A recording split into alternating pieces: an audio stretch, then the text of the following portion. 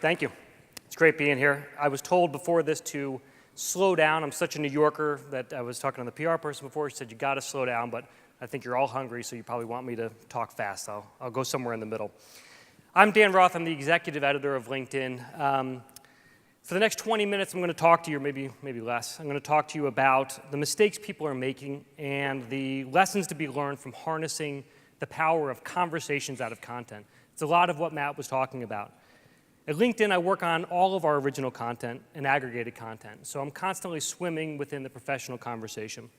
I spent my career as a journalist. I was a reporter at Forbes. I was a senior writer and editor at Fortune and at Wired. Helped start a magazine at Condé Nast called Portfolio. And I was the editor of Fortune.com before joining LinkedIn.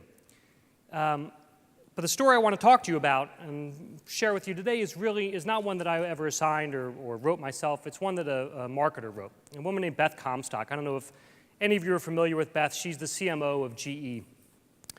Beth shared a story at one point about the best advice she'd ever gotten. She was the head of PR at NBC. And she was incredibly efficient. Beth was someone who never left a to-do undone. She would go into meetings, she would listen to what everyone was saying, she would walk out of there with a list of requirements and who was going to do them all, and at the end of the day, everything was checked off. Incredibly efficient. Beth got shit done. Beth was promoted. She became the CMO of GE, and one day she was talking to her new boss, Jack Welch, on the phone. She and Jack are having a nice conversation. Suddenly, Jack hangs up the phone. Or the phone goes dead. So Beth picks up the phone again, she calls back, and she gets Jack's assistant. She says, the line went dead, I don't know what happened. Jack's assistant says, oh, the line didn't go dead, Jack hung up on you. He wanted you to know what it felt like to be in a meeting with you. And Beth had this aha, or light bulb, I guess is probably more appropriate for GE, moment above her head, where she realized that what Jack was telling her was that she was too abrupt, that she was getting stuff done, but that wasn't what people wanted. As Jack Welch explained it to her, you've got to listen to what the context is. What do people mean when they tell you what's going on? What are they trying to get at? What's driving them? The way he put it was, you have to wallow in it. So, I love this story for two reasons. Number one, she wrote it on LinkedIn as part of our influencer program, which I'll explain in a second. Number two, I think it talks about how you play in the content game today. You have to be willing to allow people to start a conversation but not know where they're going to go. You can't begin the conversation. You can't have content that you are pretty sure exactly what you're going to get out of it. I don't have to tell any of you that content is now an immensely valuable currency for brands, for marketers, for individuals. It's a powerful tool for any business that's looking to shape itself or to become a thought leader. And I know many of you know this because you're spending so much money on this. I think the last report I saw showed that branded content was about 39% of marketing spend today.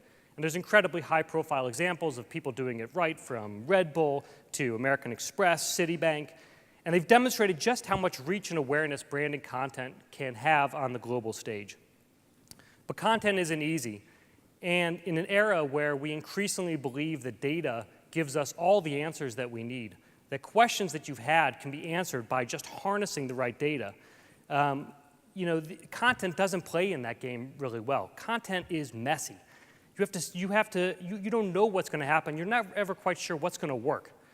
And in fact, the best content, you're not sure what's going to work. You have to be prepared for people to put their own spin on it. You have to be prepared for outcomes to be out of your control. And you're creating a conversation. That's what matters. That's the currency. Only now, I think, are brands and executives really learning to harness this power. And those who do learn how to harness it best are going to be the ones who stand to have transformations in their business. So I'll tell you why an editor from LinkedIn is talking to you about this. More and more of the B2B or professional conversation is actually happening on LinkedIn. We've got, next year is the 10th anniversary of LinkedIn, so this wasn't always the case.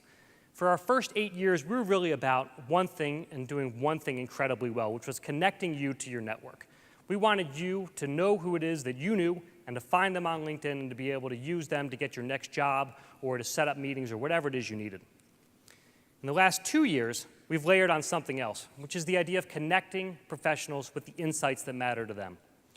What are the stories, ideas, information, inspirations that they can use to be better at what they do or what they want to do.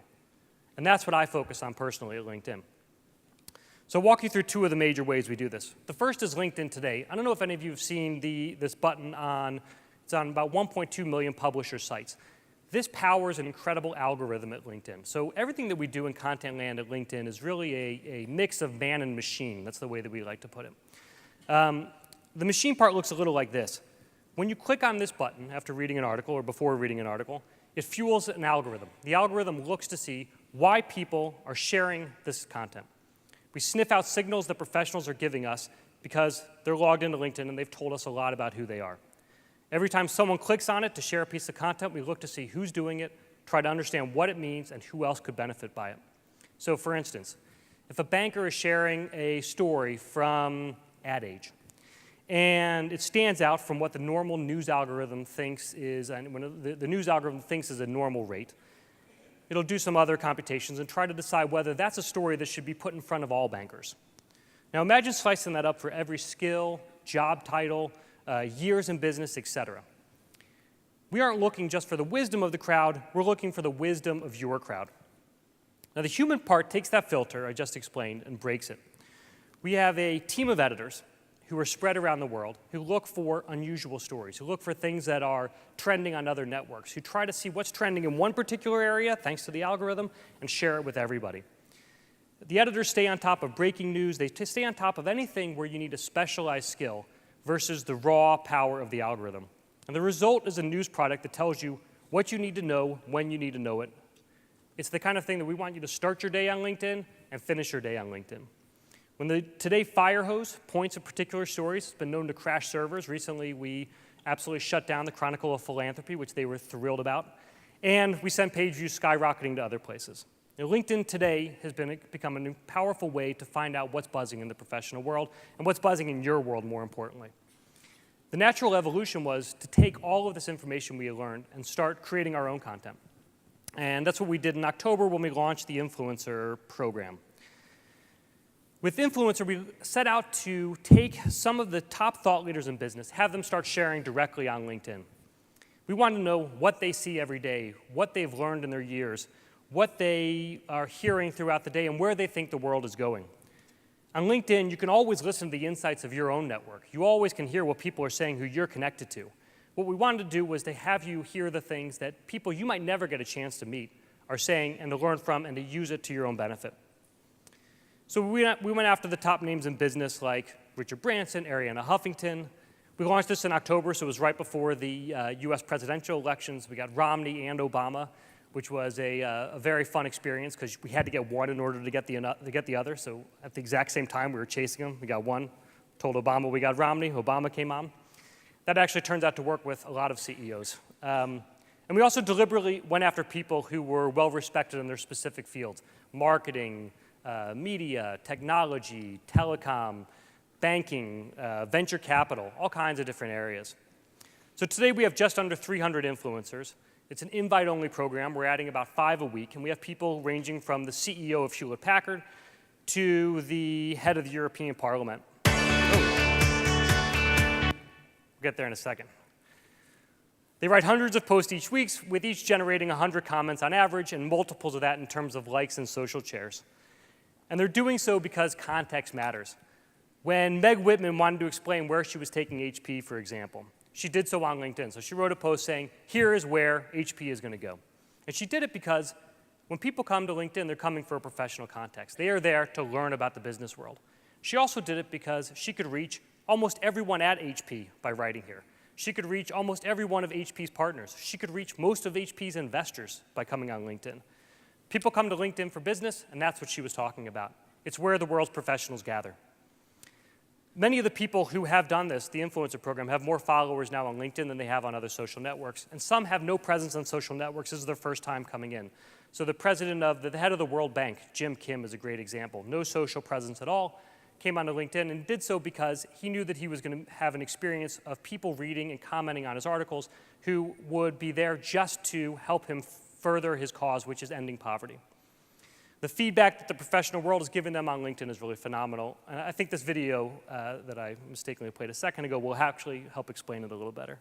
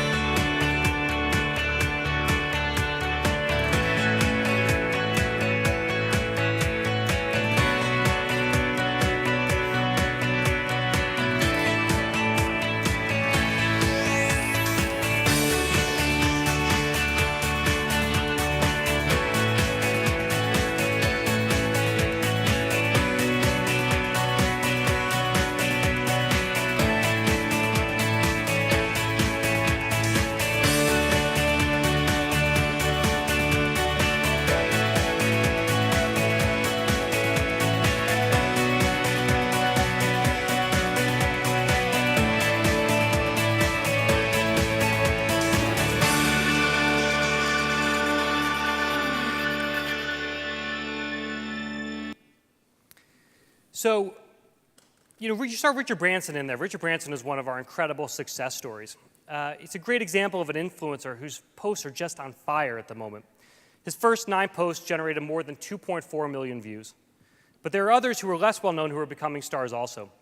Back when Apple was just launching the iPod and was still in some trouble, people used to talk about the idea of the halo effect, that the iPod would actually shine this incredible goodness on all of Apple's other products. We're seeing the same thing is true in influencer, where these people are writing, they're becoming thought leaders, they have followers, and it shines incredible goodness on their brands. My favorite example is a guy named Glenn Kelman, who's the CEO of a company called Redfin. In the US, it's a online real estate broker. He has nearly 500,000 views for his first 6 posts. The first one, which was titled, "The Best Advice I Ever Got," was from a sex-crazed short-order cook. And the last one was about nearly getting fired from his first startup and crying in front of the chairman. In each of these, he shares lessons about what those mean to him. And the community is responding with hundreds and hundreds of comments on each post with thousands of likes. What Branson and Kelman both have in common is that they use the power of their words to start conversation. They just throw something out there. And they're not afraid to jump in and see what happens. Neither CEO writes as if what he wrote was created by a committee. You would never mistake what they're writing as press releases. Readers don't feel like they're being manipulated through social media trickery or being forced to have something go viral. They're not being asked to share something or to do something that will help build readers are too smart now. They're starting to realize when tricks are being played on them. There's no tricks here. This is just authentic experience sharing, and people are responding with their own experiences. So you see what's happening is that content is becoming the ultimate icebreaker. It's probably something we always knew, but we get to see it at a much larger scale now. It gives people something to talk about. It sets the wheels in motion. The reason why people are pouring in after each one of these posts is to give their own spin on what the influencer just wrote about or what an article from The Guardian just talked about. They want to use this as a chance to build their own reputations, to talk about what they see and to shape their professional identity. Earlier I said that content creation is hard. It's incredibly hard. It's hard for everyone. I'm sure you've all faced that experience where you are about to start writing something and you face the blank sheet of paper. And you write one sentence and then you stop and you play Angry Birds for a while or you walk around and you come back. And the first sentence has not spawned the second sentence. There is nothing that's gone on there. You have to create it all yourself. What's much easier is commenting on something. It's much easier to riff on something. You want to be able to give your own opinion or share your own ideas. That's what these influencers are doing. But we're just a drop in the bucket. There are obviously so many content sources out there, things that you're creating, things that news properties are creating. We have over 1 million groups on LinkedIn, ranging from digital marketing professionals to one on trucking logistics, which, by the way, is a fantastic group. You should look for it. And it's phenomenal to see how many new conversations get started by people just sharing a link and saying, what do you think about this? If your content isn't doing this, if it isn't starting conversations, I think you're doing it wrong. It has to live beyond the content. We've come to understand that the journey of a story or piece of content doesn't end when it reaches that person whom our algorithms or our editors think that it's appropriate for. That's just the start. It needs to get catapulted on. It needs someone to say, hey, this is me. I'm going to add to this. Let's start talking. The idea that the value of content increases the more it's shared is an old one. You've all gone to parties and run through the things to talk about. You finish talking about where you're from or what you do, and next you want to talk about something else. You need to say, hey, did you see that article on the BBC site? Did you watch this program? Did you see this incredible ad? The content helps start the conversation. It's the icebreaker. I have an uncle, this is a crazy story, but I have an uncle who's kind of a hoarder, and he subscribes to 5 newspapers, he subscribes to tens of dozens of magazines, and he collects them and never throws them away. So when you walk into his house, there are stacks of papers and magazines up to your waist. And he goes through each one of them, and he doesn't throw them away until he's clipped out articles he thinks are relevant, and he sends them to his family and friends. So I'll get packages in the mail with articles from 1996 that he thinks are relevant to me, because he's working his way through this chronologically. And he's doing it because he wants to start a conversation. What we've realized that in the digital age, people like my Uncle Larry can do it a lot more efficiently. Everyone talks about the idea of things going viral. You have to have content. You can't just force things to go viral. It's incredible content on its own will go viral if it's done right and if there's something that people can get out of it and they want to make it go viral. I think the mistake people make is assuming that the piece of content being shared isn't ready until it's complete. That you have to make sure you tie a nice bow on it. I did this when I was a writer. You know, you would sweat every single word, every single paragraph. You get to the end and you'd have a kicker that ties everything together in a beautiful way. You can see other people doing it with content too. You can't ship it until it's absolutely complete. I think this is an outmoded way of thinking. You need to get something out there that is, the more raw it is almost, the more people will react to it. They like feeling like they're seeing something very authentic, and they want to have the ending to it. The content creators aren't creating the ending. Your readers, your commenters, the people, your audience is the one who decides what the ending actually is. There's a famous quote in Lawrence of Arabia, you know, it is written, it is done, complete. But what you're doing is just starting the conversation. It's why when we measure success at Influencer, we don't look only at page views. We look at page views, we love page views. But what we really look at are comments. Richard Branson, to go back to Branson, wrote a piece that generated 250,000 page views recently, 6,700 likes, 3,000 tweets, and 3,700 comments.